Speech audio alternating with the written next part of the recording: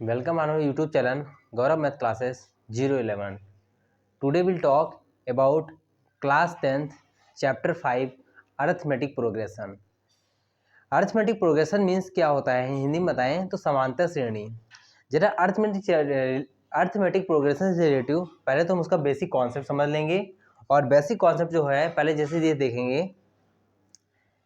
Chapter 5 है arithmetic progression.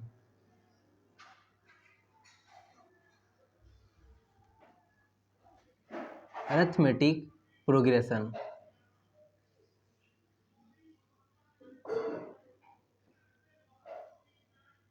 Arithmetic progression Hindi में इसको बोलते हैं समांतर श्रेणी। समांतर श्रेणी समांतर श्रेणी। ठीक है, तो बच्चों यहाँ पे क्या होता है अर्थमेटिक प्रोग्रेशन में क्या होता है समांतर श्रेणी। तो जैसे यहाँ पर क्या होता है कोई भी सीरीज दे रखी है, जैसे मैंने कोई भी सीरीज दे रखी है 1 2 3 4 5 ऐसे डैश डैश डैश करके ऐसे मैंने दे दिया एन टर्म। कहाँ तक का एन टर्म देना। एन टर्म का मतलब ये हुआ कि मुझे वो टर्म फाइंड ही नहीं है कि कहाँ तक मुझे जाना है, तो मैं इसको क्या कहूँगा nth टर्म। अच्छा, अगर कोई बेसिक पूछ दे कि बताओ यहाँ पे फर्स्ट टर्म क्या है तो बताओगे आप लोग क्या है कि 1, सेकंड टर्म क्या है 2। बट अरिथमेटिक प्रोग्रेशन के अंतर्गत आप लोग क्या बताओगे, इसको बोलोगे क्या first term of an AP a1 equal to 1, second term of an AP a2 equal to 2 and third term of an AP a3 equal to 3 and fourth term of an AP a4 equal to 4। Similarly ऐसे nth term of an AP तो क्या बोलोगे an equal to n। यहाँ तक बात स्पष्ट हो गई होगी आप लोगों को। a1 first term of an AP a1 1 होगा, second term of an AP a2 equal to 2, a3 ये हुआ। अब एपी अगर चाहिए है तो इसके लिए आप लोगों को सीधा से बेसिक आइडिया रखना होगा। जो बीच का जो डिफरेंस होगा मतलब जो डी होगा यहाँ पर बोला जाता है डी का मतलब होता है कॉमन डिफरेंस। डी का मतलब क्या होता है कॉमन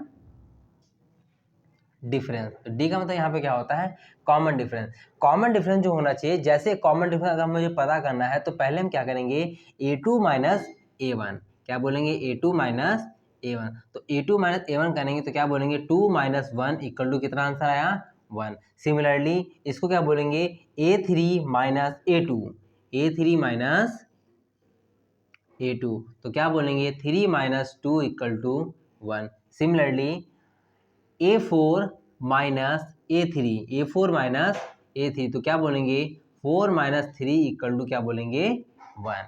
तो यहाँ पर अगर बात कही जाए तो यहाँ पर बीच का जो कॉमन डिफरेंस आ रहा है तो कैसा आ रहा है, सबका कॉमन डिफरेंस कैसा आ रहा है सेम। तो क्या बोलेंगे यहाँ पर common difference are same. Common difference are same. तो जो सो गिवन सीरीज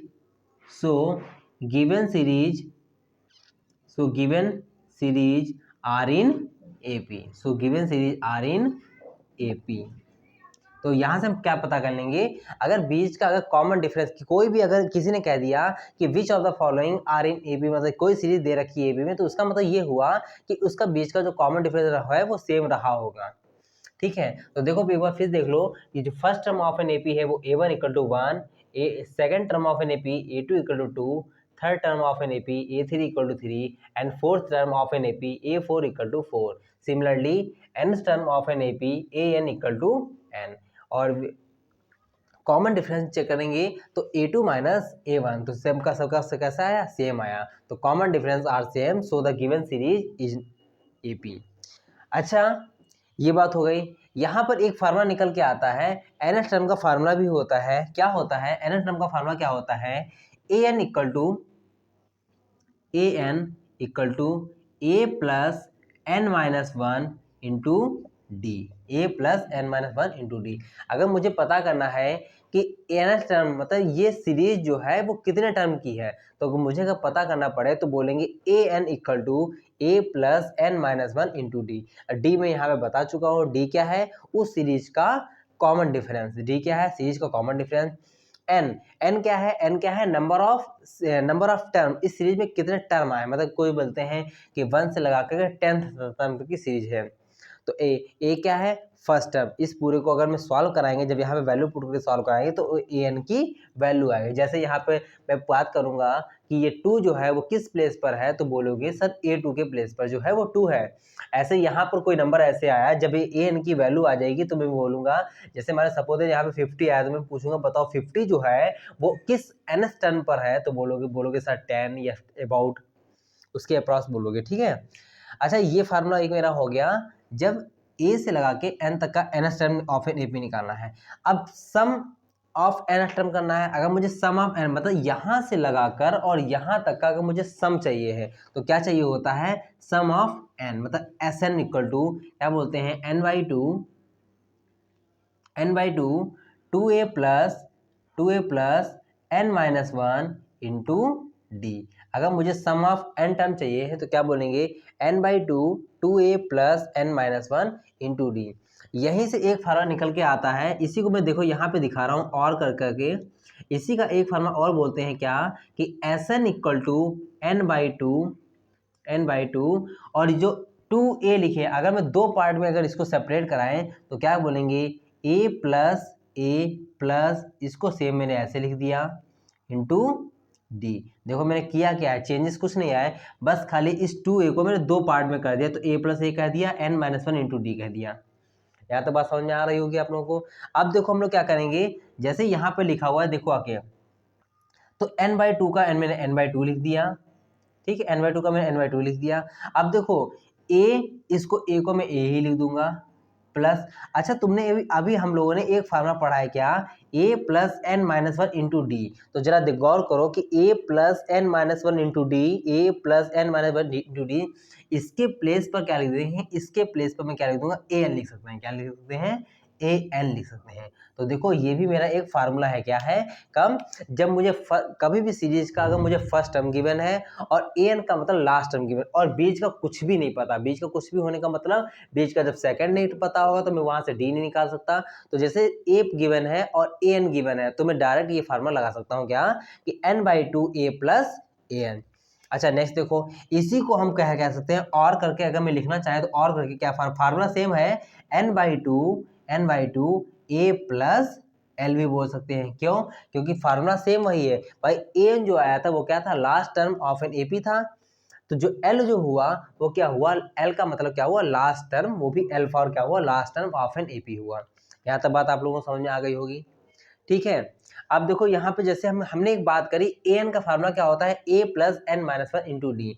ये इतना बड़ा फार्मूला बोलने के हम लोग लिए, जरा अगर हम यहाँ पे एन के प्लेस पे वन रखें तो बोलेंगे व्हेन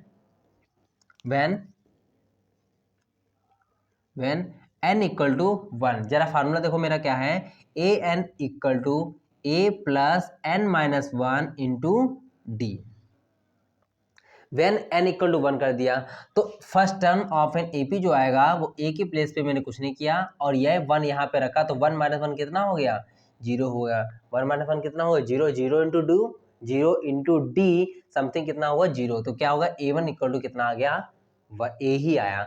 अब जब हम बात करेंगे A2 की बात करेंगे तो जरा बोल के देखना, A को A ही लिखेंगे और N के प्लेस पे 2 पुट कराएंगे तो कितना आंसर आएगा 2 माइनस वन इंटू डी, तो क्या बात आएगी A प्लस डी। तो जो A2 का वैल्यू आई तो हम अब इसकी जो है अभी जब हम क्वेश्चन लगाएंगे आगे के तो इसकी जो है मुझे ओल्ड जरूरत पड़ेगी। जब हम बात करेंगे कि बताओ A2, जैसे हम इतने बड़े फार्मूले को ना बोल के लॉन्ग फार्मूले को ना बोल के अब शॉर्ट बोलेंगे, क्यों, क्योंकि जब क्वेश्चन लगाते प्रैक्टिस हो जाएगी तो मैं यहाँ पे बोलूंगा डायरेक्ट A2 को इतने बड़े लॉन्ग रूप में बोलेंगे, इस फॉर्म में बोलेंगे, जब शॉर्ट में बोलेंगे तो A2 का मतलब क्या हुआ A प्लस डी। कैसे हुआ जरा ये सोच लो, जो भी यहाँ पे 2 लिखा हो इसमें से एक कम एक कम करने का मतलब कितना हो 1D, तो बोलेंगे A प्लस डी। जरा अभी देखो और समझ जाओगे अच्छी तरीके। अगर हम बात कर दें यहाँ पर कि A3 बताओ तो डायरेक्ट ही बताओ, ये वाला टर्म डायरेक्ट ही बताओ, कैसे बोलेंगे, जब मैंने A3 पूछा तो मैंने क्या कहा था एक तो वो सिमिलरली चलता रहेगा, यहाँ से एक कम बोला जाता है तो बोल देंगे क्या A प्लस 2D। ऐसे अगर हम बात करेंगे तो क्या बोलेंगे A4 तो क्या बोलेंगे A प्लस 3D। ऐसे कुछ भी अगर बोला जाए तो देखो जब फार्मूला निकल के आ गया था AN, जब ए एन बोला गया था फार्मूला, तो देखो फार्मूला यही निकल के आया था क्या कि ए तो ए लिखा ही गया था, ए तो ए लिखा ही गया था, और यहाँ पे जो भी एन था वहीं से तो एक लेस हुआ था भाई। यहाँ पे क्या हुआ था 4 - 1, तो मैंने ऐसे लिखा होगा, समझो, तो मैंने ऐसे लिखा होगा। जब इसको अगर इसी फॉर्म में अगर मुझे दिखाया जाए तो मैं क्या लिखूंगा, a + n - 1 दिखा देंगे और बाकी d। देखो बात तो वही तैयार हो गई भाई। जब मैं इसी से बोलकर ये टाइम लाया, अगर मैं n को अगर दिखाना चाहे, आप लोगों को सामने रिप्रेजेंट करना चाहे, तो मैं इसको ऐसे बोलेंगे a + n - 1 × d। बच्चों ठीक है, ये बच्चों आप लोगों की जो है ये क्लास जो है इंट्रोडक्शन टू अरिथमेटिक प्रोग्रेशन से रिलेटेड रही है।